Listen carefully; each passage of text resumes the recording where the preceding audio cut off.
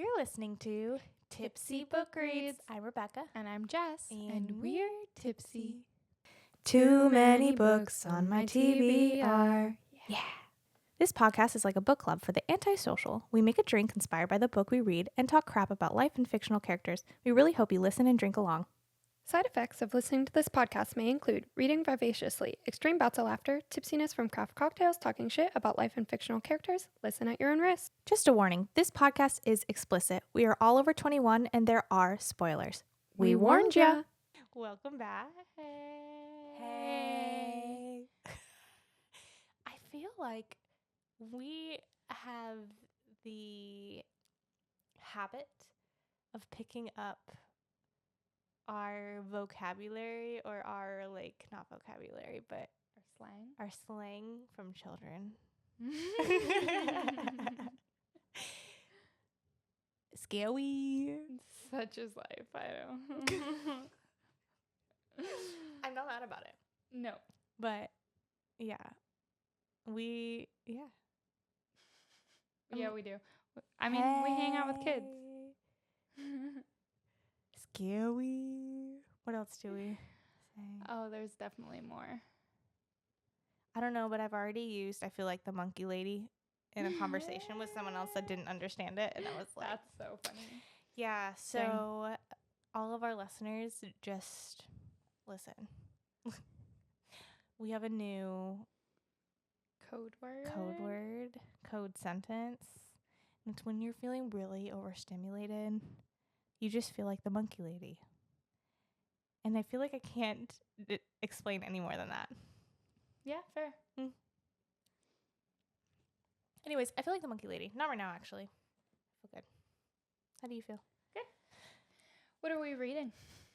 I don't know. What are we drinking? Oh, no, I'm just kidding. I'm just kidding. Fair. Empire of Storms and Tower of Dawn. Yes. Doing the tandem read. Thank you for all your suggestions on TikTok. Did you see I made a TikTok? No.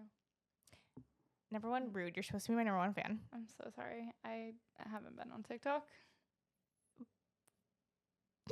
Not us going on a rant about taking TikTok away and then you jump on it. I love that. No, I love that. No, I just ask people, how do they do it? Like, what are their tips, their tricks? There's bookmarks people have bought.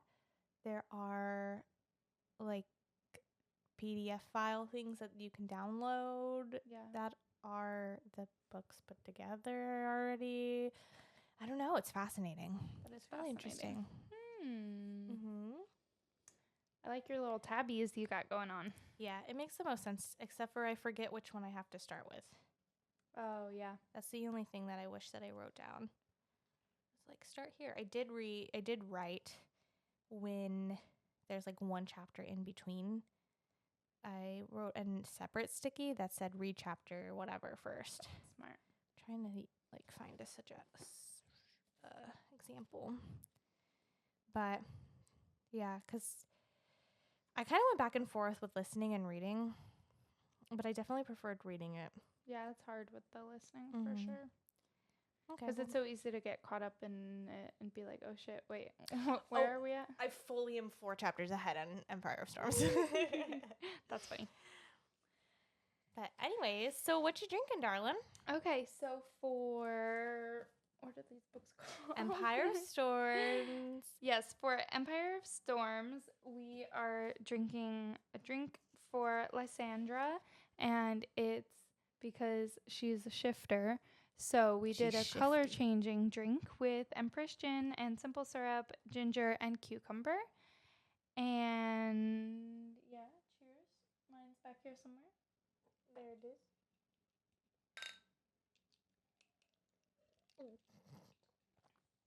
And then, you good? Uh-huh. What happened? I just, like, have a hole in my lip. Oh. And then for Tower of Dawn, we have... Okay, so I gotta pull up my notes for this. Oh, no! Oh, my God.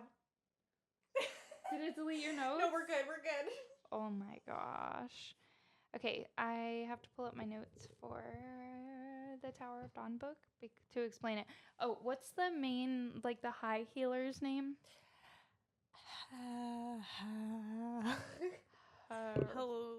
Because my phone auto-corrected it to Harissa. That's really funny. It is close to that, though, no? Hold on. This would be a great time where I could just, like, Command F or, like, find. Yeah, right? So while you look for it, I'll explain. You explain. It's called that, whatever her healer's name is, Healing Tonic. And when she was talking about the healing tonic that they give to people, it was, like, the strongest, like, better than alcohol. It was, like, you would get a better, like, situation from that than drinking alcohol. And then also Kale always talks about how there's smells of basil and mint and lavender. So I did a drink with those things. Yeah, they're making me starving in this book. Right? So much good food and smells and everything. So I did cucumber mint vodka and soda water and cucumber mint and basil and a lavender simple syrup. It was delicious. Okay, I'm pretty sure he learned high. No. My notes are Hafiza. Hafiza. That makes more sense. Hafiza's healing tonic. Or Harissa, as my phone likes to say. So, yeah, that's what I made. It was really good. I didn't try it. Hold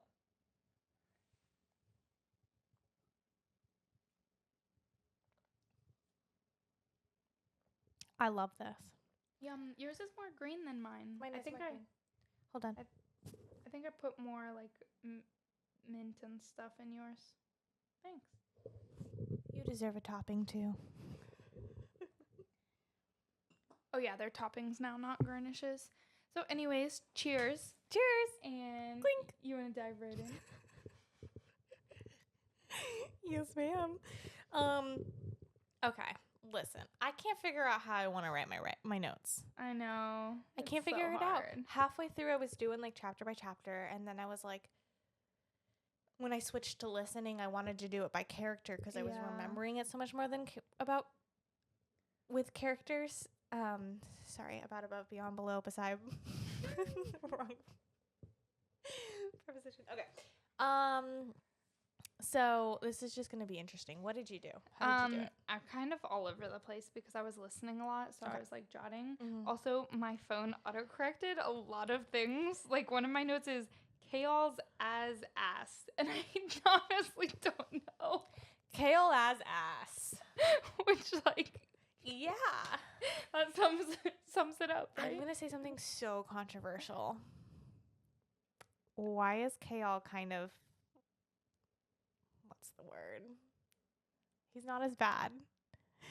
Yeah, I agree. I kind of like Kale. Yeah, it's not as insufferable as it was before, but I have some beef. Okay. Let's talk about Do we want to talk about yes, I want to talk about this book first and Kale and all of that?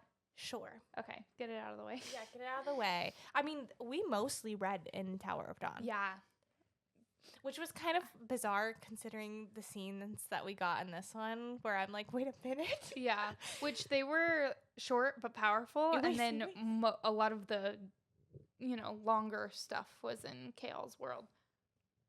Yeah, okay, we'll get to it. Okay. Okay, so Kale's so grumpy. He's so grumpy. But, I mean, he does have some fair points of being grumpy some of the time. Like, a lot of the time. Yeah. Irene's oh my god, am I a Kale apologist?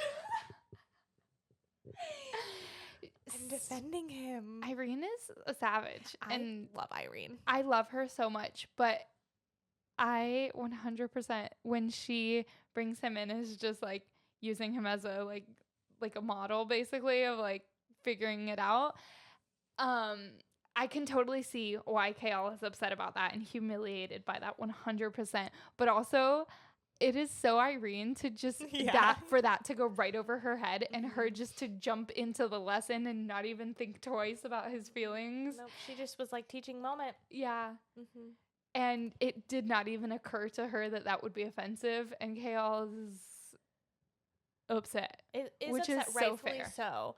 But I will say, I do understand why Sarah wrote this in it because well, one, it helps us understand his head a little bit. Yeah. Like, but also, two, a huge part in these next few chapters we realize is that the darkness that is causing his injury really can't be healed until he comes to terms of what is going on in his head. Yeah, and homeboy does not want therapy. Yes, and so it makes sense that the Vogue and the echo of the Vogue feeds on the darkness and feeds on your worst fears and all that stuff, that he's living in this. Yes. That moments like this really bring it to surface. And so I was like, damn, Kale, I'm so sorry. But the healer on high, when she came over and he was like, she's basically like, you just have to understand. It's just Irene. It's Irene, but also this is a teaching place. When are This they is a going to get teaching this hospital. situation again? Literally. This is a teaching It's just the hospital. interns. She's the intern. She's Meredith Grey. No, she's not Meredith Grey. She's Bailey. Yeah. That's fair. Yeah, because she's like, this moment you're going to learn. Yeah. You're going to do Hop better. right in. Let's Yeah. figure this out. Yeah. But that's not what bothers me. What bothers me is that he is still kind of sort of with Nezrin prior to the letter of her going with Sartak. I forgot. And Irene is like hitting on him. Like Yeah. she's like, oh, I know he's with Nezrin or whatever. And then they don't talk about the fact that Nezrin was like, oh, I hold you to no promises. And she's like flirting him up. And I'm like, girl, as you know, to this point, Back off. He's spoken for. It kind of gives me the ick. That's fair. You know, I didn't really feel that when I was reading it, but now that you say that, I kind of missed it, I guess. The only time that it gave me the ick where it was a couch scene. Yeah. But I think it's supposed to. But I can see where you're coming from, totally. Yeah, and there were a few things where it wasn't totally across a line necessarily, but it was definitely kind of flirtationship-ish, and she was kind of leaving the door cracked when I wish, because who her character is, I wish she would have, I don't know, it's just a little bit disrespectful to Nezrin, and I don't feel that Irene, I don't know, I feel that it's against her, that's against her character. It didn't line up for me for her to be a little bit slimy. Yeah, I can see you that. know, I think overall she's like a upstanding character, and I like her morals and stuff for the most part. But that was like, why are you leaving this door cracked? Why are you flirting with him if, to the best of your knowledge, he's spoken for? That's so so I was true. like, I don't like. That's so true. And also, look at us sounding really intelligent this last 10 minutes. Wow, so proud of us. Just saying. You made some really good points. Yeah. I mean, the more that you say that, the more I'm remembering little bits where I'm like, Yeah, especially because after that one party with like the hookah bar or whatever, how they're all like, and then like straight orgy was about to break out. Yeah, that, and then he That bothered me, the specifically couch said, I'm not inclined to stray, but then he was like being flirty, and that was before Nezrin's letter. Yes, and they kept using it as like, they kept using her having to get some information as a ruse, but like, yeah, it was kind of, there was truth. Obviously, he had to put a freaking suit jacket over his excitement for her. Yikes. So, like, yeah, I kind of gives me the ick. It gives me the ick. Here's the thing, though. This is one of those moments when your friends look at you and they say, it's for the better. Okay? Because fast forward, Nezrin might be getting a prince. Yeah. I like Prince. I love that him. situation. Also, when His she hair. goes to, stunning. Every time it's described, I'm like, okay. I know Nezrin wants to, like, brush that hair. That's so funny. When she was at her family's house prior to her going with Sartak, and they were saying, they were like, you might have a little boy. And she's like, oh, no, not Kale. And they were like, we're not talking about Kale. And she didn't say a word. She didn't say, oh, no. She just said, oh. She went. Yeah. So, I love her, though. I love her. Yeah. Nessa. Nezrin is slowly becoming one of my favorites. Yeah, I love her. She's a freaking badass. her archery skills. Oh my gosh. It's giving Say it. Katniss Everdeen. Yeah. The girl on fire. What do they call her? A wind something. Wind whisperer, chaser. Wind Yeah. chaser.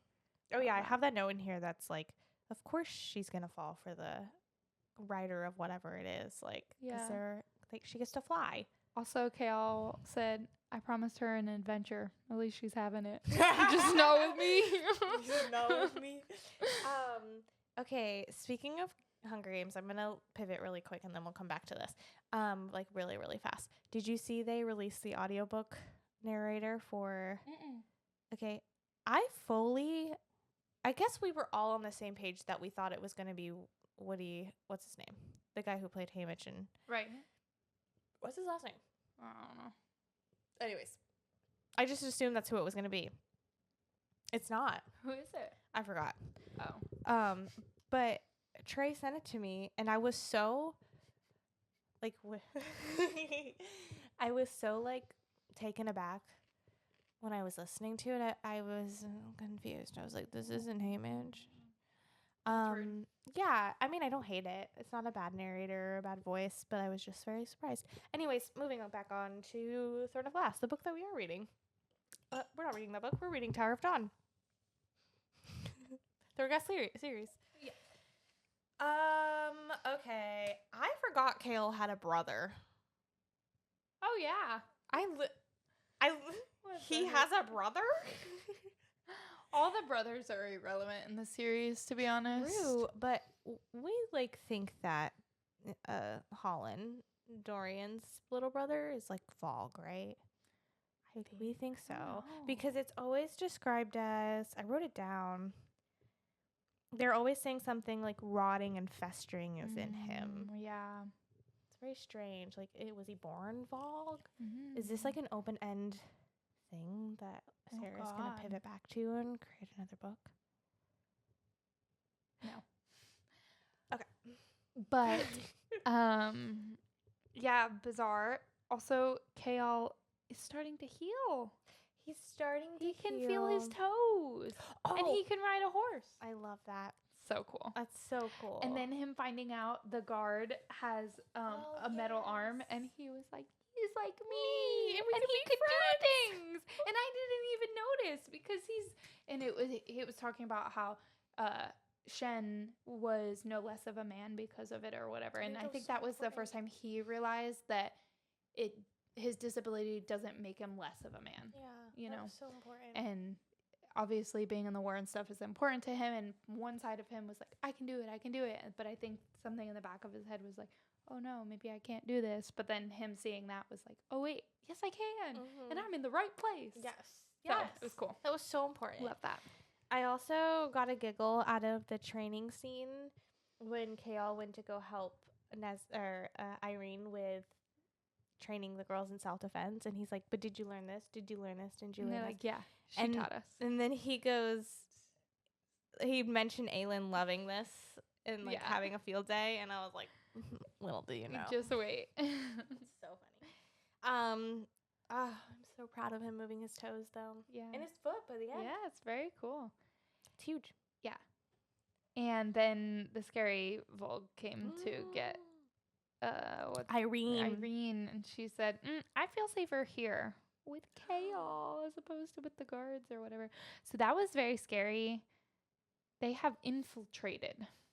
That scene was terrifying. Okay. Because she's just like going to tell off Kale. See, this is why I love her. I love her because she's like, I'm going to go and tell this man off. Even though I already did, I'm going to do it again. Because I don't feel like he actually understood it. Right. It didn't get through his thick skull. Let's try again. And then she's chased down by a freaking monster. Yeah. That talks. And the narrator. Okay. But the narrator, Irene. So did scary. You hear that? Yeah. I was like, oh. I was listening to it by myself, and I was like, who? Spooky. Yeah. And Kale was going to sacrifice himself to buy her time. He's always trying to be a martyr. Poor Kale. But I mean, He couldn't just jump out the window. I know. That was I think that was another important scene for him to like kind of come to terms with a lot of stuff. Yeah. Also, and Irene was like, I ain't going nowhere. At the end of the day, they survived. They did. So jump over to Nezrin and Sartak. Okay. They're trying to figure out where these Volgar. We find out from Falcon or whatever his name is. Yes. That's the guy that Aelin met in the Red Desert that got the Stygian spider silk. And so there's all kinds of stuff going on there. And Sartak's Hearth mother knows she's the story keeper. So she's like, what's his face? Yes. Oh my gosh, not Luca. Nope. Luca's like adoptive father. Basically. Oh. Well, we know. Yeah. Anyways, so that's pretty cool. There's a lot going on there. That's super cool. I love that. And it was really important because Sartak saw that Nezrin had more information. And I think this opens the door of him having to trust her. Yeah. So we'll find out them more. Having to trust each other. Absolutely. She's like, the key is, my lips are locked and the key is gone. And it makes sense because they're listening everywhere. Yeah. Yeah, I loved that. The two of them are becoming my favorite thing. But at the end of the day, I never felt anything for Kale and her. No, me neither. Nothing. But it was just like the fact that like there was a thing there, you know? Totally. But she totally broke up with him. Yes, via text message. She did. And he was scared because the whole scene was kind of giggly, like not in a good way. Like, ooh, the nervous laughter. Because he like saw his unopened letter, but then when he picked it up, there was an unopened letter for him. Yep. And it was her leaving. But he gets to go out with Irene now, and they have a good dinner. They do. But I wish before that dinner he would have been like, "Hey, she broke up with me," so that it wasn't just her instead of like thinking that he's spoken for on this, and like, oh yeah, sure, I'll go on a date, girl. I mean, do you not feel that it was kind of unspoken because Nezrin left? I mean, maybe, but it should have been spoken. Also, going back, I don't like her friend Hazar, the princess. Am I saying it right? I'm not sure. Putting her in a position to spy on Kale. Yeah. I didn't like any of that. Didn't like that. Okay. Let's take a little break and we'll come right back. Hop to the next book. That's perfect. Yeah. Look at us go. Empire of Storms. Hey, girl. Hey. Hey, girl. Hey. We're back, girl. And we're in Empire of Storms. Hell yeah. There is so much going on in this book. Like, with Tower of Dawn feels like a lot, and it's basically just 2 storylines. Empire of Storms. It's like 8. It's wild ride. I feel like la la la la la with Tower of Dawn. Like, I'm just reading this and nothing really crazy is happening and it's blah, like blah, blah. A little bit of drama, and a little bit of vibes. Open Empire of Storms, like that's how I feel. Yeah, I get that. It's like everything is burning and the world is going to end. Literally. But okay, the one thing I want more of Manon than I got. We got like 1 chapter, right? I know. And she was like dying. So rude. It's so rude. And I would not have said that a year ago when I read this the first time. Like, who the fuck is this bitch? I'm over She's her dying? point of view. Okay, and no, I think by now I liked her. Yeah, like you did. at least ish. I can go look back at the text messages. No, but seriously, that's wild to give us 1 chapter of Manon. Yeah, with her intestines falling out. Sorry. And then she meets that creature, right? Yes, that's scary. Crazy. It's like shimmering in her skin, but it's the most beautiful thing she's seen. But it turns out to be a hound. Yeah, and she was like convincing herself it was a hallucination at first. Yeah, and the thing knew things. Yeah, that was crazy. Sad we didn't get more of her, but we will next week. You know whom I love? Lorcan. Oh my gosh, Lorcan or Marion. I just love them because they're just a bickering old couple. Yeah. And Lurkin is so grumpy. So freaking grumpy. So grumpy. But you can see his, like, territorial, Faye, coming out whenever she tells a little bit more and a little bit more. And, like, and by the magic. end of this, when she talks about the chain on her leg, he's like, who? I'm gonna fucking kill him. Who did that to you? I'm gonna fucking kill him. But I do love that she's like, when you do kill my uncle, ask him yourself. Elite drops. For being just a measly little human with no magic, she has enough personality to make up for all of that. That's why they all love her. Yeah. I love it. She's like their little... We'll say that for the after show. My bad. Okay. Oh, dang it. One thing back in Tower of Dawn, they talk about the Rux and how they will not fear the Wyvern. And so I thought that was interesting. Yeah. I wrote that down to write, but back to Empire of Storm. The whole carnival crew thing, I want to like dive into Sarah's brain and be like, when you were coming up with Elide and Lorcan's storyline, how did you come up with a traveling circus? Right. Because I mean, you can't just have another group of people going through the woods. There's already 3 of them going on. Like, what made you think of circus? Yeah. I love it. I mean, we haven't gotten any circus yet, but it's interesting. The characters are there. Well, and the only thing other is the what's her face that Aelin killed? Baba Yellowlegs. Baba Yellowlegs. And so it's funny how Elide is just one of those people that kind of went unseen, but she heard everything. She was always kind of listening and taking everything in, and she uses that to her advantage now on their journey of bits and pieces of information that she knows. And that was interesting. She is a context queen. And what I mean by that is she can hear a little sentence and put everything together based off of that little sentence.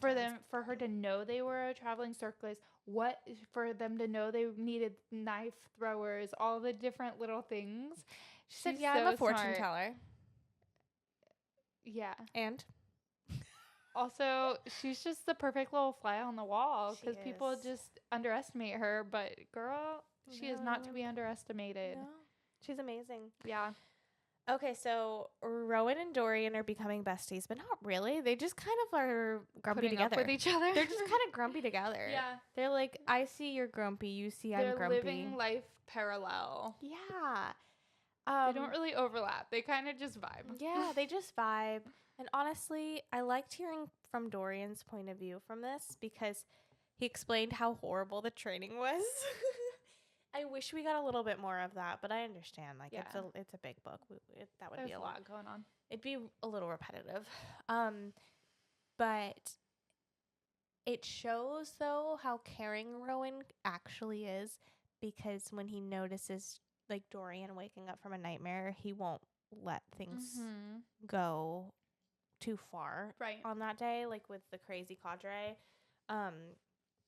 And so, I don't know, I just appreciated seeing that and how Dorian noticed that Rowan was doing something like that for him. Yeah, I agree. Especially Lorcan made a comment in his storyline about basically how Rowan sold his soul just like him a long time ago. But, and then just their little like bits of humanity, even though they had to serve Maeve for so long and that turned so many of like them cold, but they all have that little bit of heart left in them, and it's salvageable possibly. I also found it really funny when Lorcan was like, I had such a good warrior. He would do everything that I say, and now he's in love. Ew. Yuck. These cooties. Oh my gosh. It's so funny. Okay. So they show up, the cadre show up. It's a whole thing, which is really, really funny. And then they're waiting around for weeks. I didn't Yeah. realize they were waiting around for It's weeks. so funny. They just like become besties with fucking Rolf. Even though they all hate each other. God. And oh my god. So I loved the little scheme that they came up with to get Rolf's attention again. Yeah. Adorable. Genius. And then they all walk in together and freaking Aelin, Selena Sardothian, is putting her legs up on the desk and her... She's fucking bold. Because Rolf literally said, next time I see you on my island, you're dead fucking meat. And she said, I'll show you what. And the plinking of the emerald. She's such a freaking... The one that she spit out. Oh. Such a savage. And then, Rowan's over there just being like, that's my woman. And how they all just automatically are like, just fall into line. Yeah, including the rest of the cadre, fucking Gabrielle and Fenris. Mm-hmm. And okay, so also Gabrielle's like, I want to meet my son. Oh my gosh, the scene. I think Aelin made the right choice. 100%. She's like, excuse me, back up. He will meet you when he's ready. If he's ever ready. Mm-hmm. So pipe down. Yeah. Loser. And then, okay. I have thoughts. Okay, let me hear it. Gabrielle and Dorian are giving mate. So from the moment Dorian sees Gabrielle, he describes him as the most beautiful man he's ever seen. And then, Rhysand. And then when he walks back in the room, when Gabrielle walks back in the room, Dorian's magic says, and there he was. Wait, what? Yeah. Tell me where. Receipts. It was, I'll have to find specific receipts. But why is Dorian's magic calling to Gabrielle? Well, it's to Fenris. I'm sorry, to Fenris. And he just multiple times describes him as the most beautiful man he's ever seen. Okay, I kind of love that. Meanwhile, he's missing Kaol. But also, why is his magic calling to Fenris? But also, there was a time when Rowan did something and his magic called out to Rowan's. So I do wonder if that part is his magic. Yeah. But that's so interesting about... It's when they first meet is when at first it was like there was this other man and then this most beautiful man he's ever seen. Okay, this might be something I find later, but I have to read that because I did not pick up on that. That's incredible. Yeah. That would be so cool. That would be so interesting. I love it. Okay. You know what's so freaking funny? So this is the part where we went back and forth with Tower of Dawn and Empire of Storms. Mm-hmm. And we go away and then we come back and it's and Aelin are together. And it's because Lysandra comes in shape-shifted as Aelin. It's such a badass move. Selena goes, and may I introduce to you, Rolf, the Queen of Terrasen. And then he's like, joke's on you, Aelin Galathinius didn't have a twin. And she's like, no, you goober. You're ruining my fun. Gosh. She literally says, you're ruining my fun. So funny. I love that part. She's like, you're dumb. And everyone plays along. I still love that. Everyone plays along. I love when Dorian is watching this whole thing going down and then he looks at Rowan to be like... and Rowan is just like, that's the love of my life. I could jump her right now. That's what it literally... And Dorian's like, I loved her once too. I love that he says to Rolf, one does not... deal with her. One simply survives her. Stunning. Incredible. Poor Dorian. Okay, I'm a little nervous to say any more because I know I read 3 more chapters than I was supposed to. Okay. I'm trying to think. I just re-listened to the ending to know where we ended, and I already forgot it. Easy. That one's easy. Okay. Oh, this is when Aelin and Rowan are making out. And she's like, you would take me against a tree, but what about a chimney? Oh, but we do see. Oh, just kidding.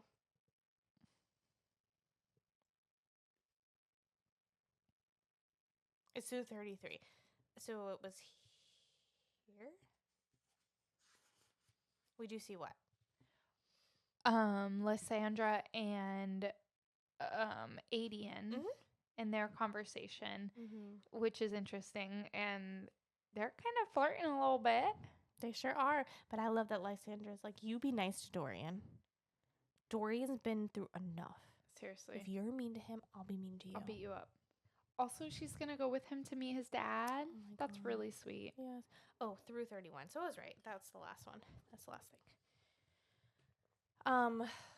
Yeah.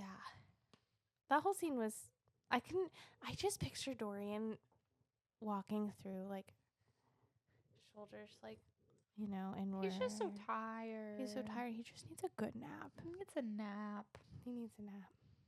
Maybe a drink. All need a nap. But I Yeah. think Dorian really needs a nap. Poor Dorian. He just misses Kale. And Kale misses him. He does. Aww. Okay. Is that it? Oh my God. We did so good. Wow. I'm proud of Let us. us go. I think we talked less about this book than we did. Yeah, we did. One of my notes says, what? What? LOL, the new mom telling Irene to fuck Kale. LOL. The new mom. Who's the new mom? I don't know. Let me read it.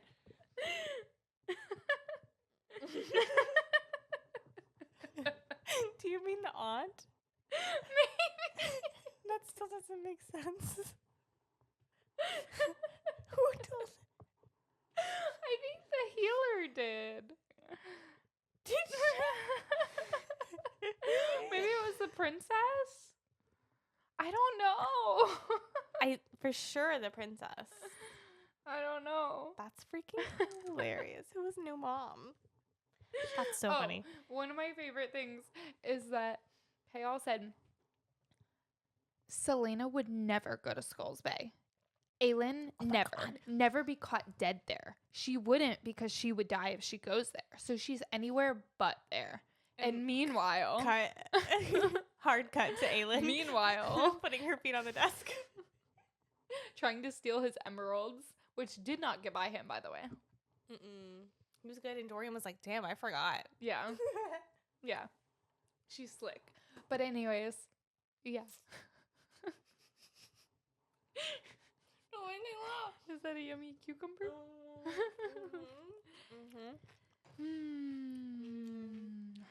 Okie dokie. Let me not chew in their ears. It's a good crunch though. ASMR. We don't like that here. Nope. Okay. Love that. Next week we're reading These a same lot books. of Empire of Storm. So Hallelujah. Hopefully altogether- more Manon. Yeah, definitely. I believe it's chapters 32 through 59 of Empire of Storms, and TOD is 33 through 46, and of course, broken up. And I'll put them on the story like I did last week. I'm so proud of myself that I remembered to do that. You're gorgeous. You're gorgeous. Thanks so much, Boo. That'll be episode 3. Yeah. Thanks so much for tuning in, listening, subscribing. Yes. Was there another I'm sorry. note? I have Okay. One more thing. No, One more you're note. good. Go Last ahead. note. When, oh my God, who was it? Irene. Nope. Okay. It was in the other storyline. What's our girl's name that we love that has no magic? Elide. Yep. Oh my God, my brain is gone. I think these drinks went to my head. Oh. Okay. 2 people were talking Okay. at some point in these stories, Mhm. and they were talking about someone.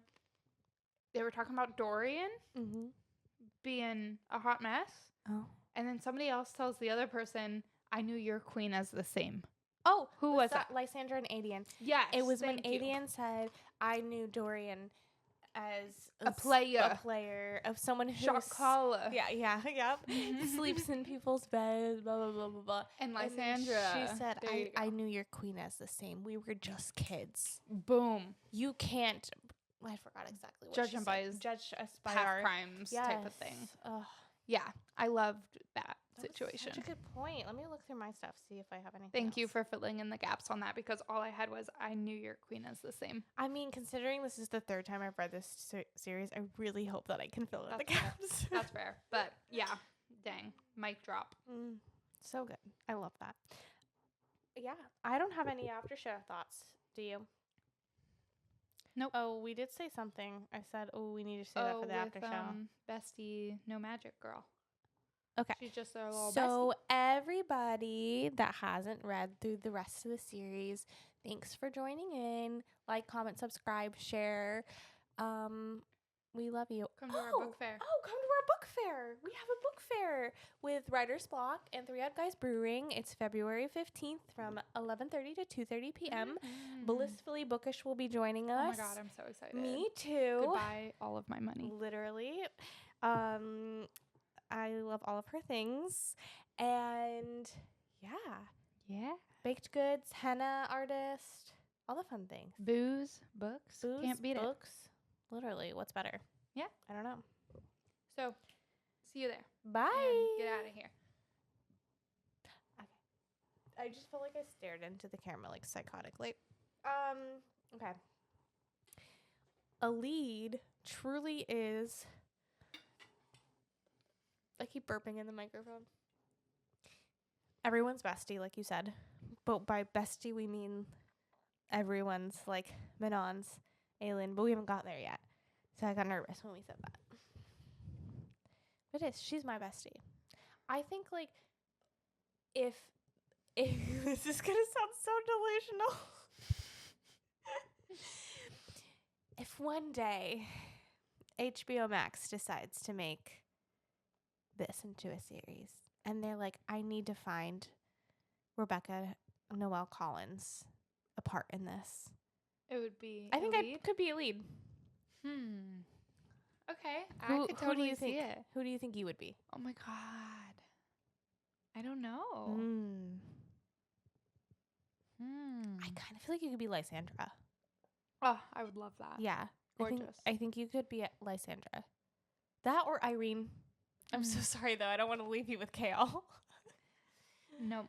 But, yeah, because you can, like, you know. Yeah. It's the 8 in me. It is the 8 in you. It is. It's coming out this year.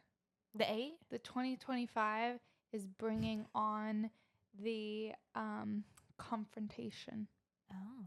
Who are you confronting? Everyone. Oh, my God, me? No, you don't need to be confronted. What Just am I everyone who doing? deserves it. Okay, I like it. Yeah. I like it. Yeah, I just had a conversation with someone about boundaries, and I used you as an example of just, like, setting boundaries and stuff. I love that. And, like, how it's, one, so important. You're going to get pushback. But, like, It do be like that. it do be like that. Fuck but 'em. you know what? You have to protect your peace. Yep. So, anyways, love that. What am I doing in 2025? I'm surviving. I was literally going to say, we're all just out here surviving. I'm just trying to Doing get our best. through One day at a time. one day at a time. It's a lot. Everybody just take a deep breath with us. Ready? You That's are a great loved. breath. We love you. There are people out there that love you. This is a safe place. And books are political. And books are political. With that, thanks for listening. You've been listening to Tipsy Book Reads. Bye. Bye.